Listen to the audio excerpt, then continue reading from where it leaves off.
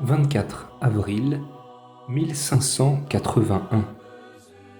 Dans le petit village de Pouy, près des Pyrénées, Jean et Bertrande de Paul sont dans la joie. Un petit frère vient de naître. Il s'appelle Vincent. Cette famille aimante comptera bientôt 6 enfants. Maman Bertrande fait découvrir à ses enfants la présence de Dieu dans la création. Elle parle de Jésus qui s'occupe de chacun de nous comme un bon berger. À la ferme, on travaille dur toute la journée. Vincent apprend à travailler la terre, semer le grain et faucher le foin. Très tôt, le matin, il sort les moutons et les cochons pour les mener vers les bons pâturages. Dans ce pays d'étang, il passe de longues journées perché sur des échasses, la besace à l'épaule. Aux heures des repas, tout le monde se réunit autour de la table. C'est là que les enfants entendent parler des guerres de religion. Toutes ces violences vont-elles bientôt s'arrêter? Les soirs de veillée, autour du feu, Vincent aime écouter les histoires. On parle de Jésus et on prie. Merci Seigneur pour cette belle journée.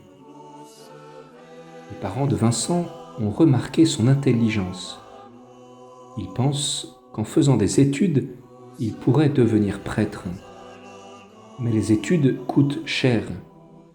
Le papa de Vincent vend 2 bœufs en pensant que son garçon pourra aider sa famille avec l'argent qu'il gagnera plus tard. À 15 ans, Vincent quitte ses troupeaux et son beau pays pour la ville. Il entre au collège à Dax. Intelligent et travailleur, il apprend vite et trouve un travail pour payer ses études. Un avocat le prend comme professeur auprès de ses jeunes enfants. Ses succès lui montent à la tête. Un peu fier et porté à la colère, il n'oubliera jamais ce jour où il eut honte de son père mal habillé et boiteux qui était venu le voir. À 20 ans, en 1600, Vincent est prêtre. Rêvant de succès, il voyage beaucoup et cherche à rencontrer des gens importants afin de trouver une bonne situation. Alors commence pour lui une vie d'aventure. Un jour, il est cambriolé. Il poursuit son voleur jusqu'à Marseille. En mer, il est capturé par des pirates et vendu comme esclave en Tunisie. Il est au service d'un médecin un peu sorcier, puis d'un homme qui a oublié Dieu. Il finit par s'évader et revient en France. Monté à Paris, Vincent devient l'aumônier de la reine Marguerite de Valois. Dans les rues ou les hôpitaux, il porte aux pauvres ce que la reine veut bien leur donner. Il ne sait pas encore que plus tard, il le fera pour l'amour de Jésus. Et voilà qu'un jour, il est accusé d'avoir volé l'argent d'un ami qui loge avec lui. Vincent ne comprend pas ce qui lui arrive et ne peut pas prouver son innocence. Heureusement, le vrai coupable sera arrêté plus tard. Fatigué de courir après toutes ces richesses, Vincent réfléchit. Il n'y a pas de joie dans son cœur. Que veut pour lui le Seigneur? Il accepte de devenir curé de la pauvre église de Clichy. Et pour la première fois, il est heureux. Mais 1 an plus tard, ses paroissiens sont désolés. Leur curé doit partir. Tout allait si bien. Pourquoi s'en va-t-il? Monsieur de Bérulle, un ami, lui propose d'entrer au service du comte Philippe-Emmanuel de Gondi, général des galères du roi. C'est l'une des plus puissantes familles du royaume. Voilà la bonne situation dont Vincent rêvait tant. Il partage la vie fastueuse du château. Il devient important pour cette famille qui lui fait grande confiance. Au cours d'un voyage avec la famille des Gondi, Vincent est appelé auprès d'un malade qui avait peur de mourir parce qu'il ne connaissait pas la bonté de Dieu.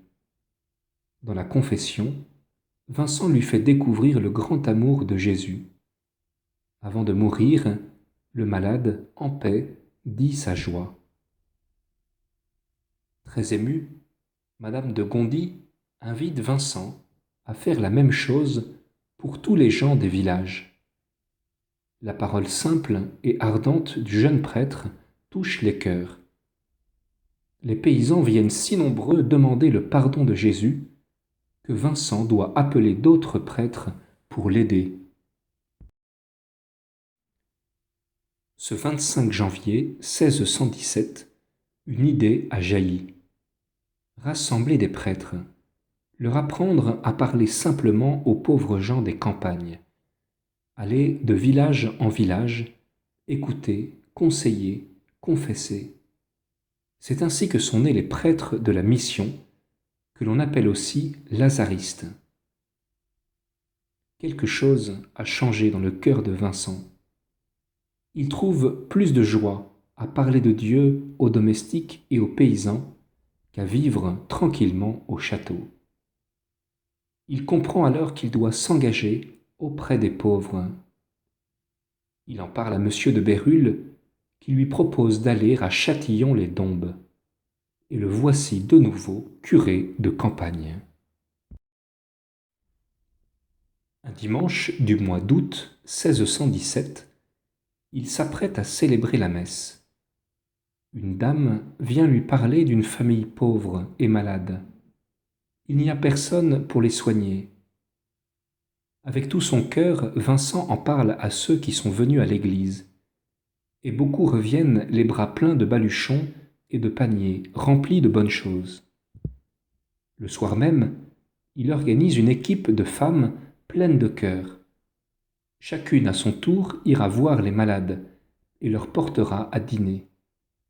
Elle les saluera gaiement, leur lavera les mains, mettra la tablette près du lit avec une nappe et le couvert. Elle coupera le pain. Les dames s'étonnent. Cela se fait chez les riches, pas chez les paysans, et encore moins chez les pauvres. Monsieur le curé leur répond: « Vous le ferez pour l'amour de Jésus-Christ.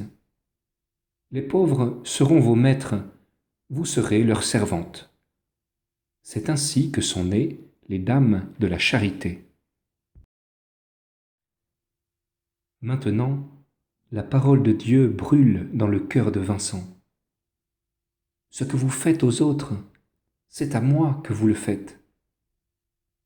Hélas, au bout de 5 mois, il doit repartir dans la famille de Gondi, qui le réclame. Vincent accepte, à condition qu'il puisse tout faire pour aider les pauvres. Le comte de Gondi le fait nommer aumônier des galères.